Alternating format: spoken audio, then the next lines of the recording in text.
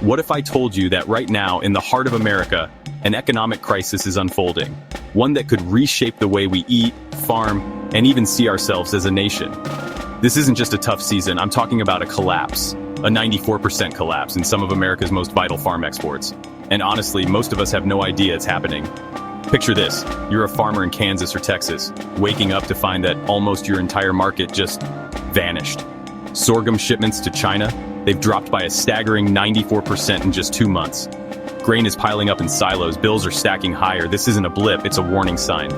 And it's not just sorghum. The USDA says that by the end of 2025, America's farm trade deficit will hit nearly $50 billion. For decades, we were the breadbasket of the world. Now, we're importing more food than we export. That's a seismic shift. So, how did we get here? It all comes down to tariffs.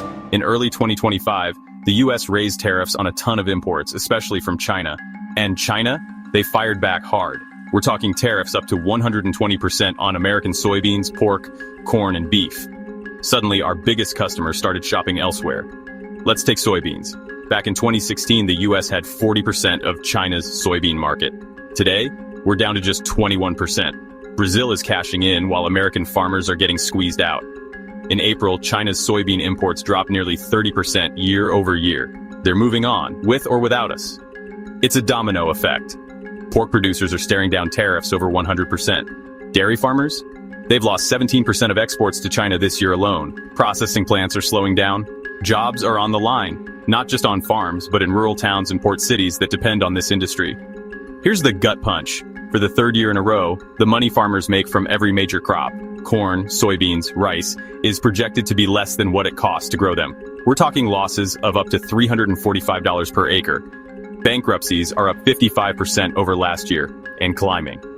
And just when you think it can't get tougher, the cost of running a farm, fertilizer, chemicals, machinery, has shot up 15 to 22% thanks to global inflation and, you guessed it, more tariffs. The government's $31 billion relief package, it's a short-term fix, a band-aid on a broken leg.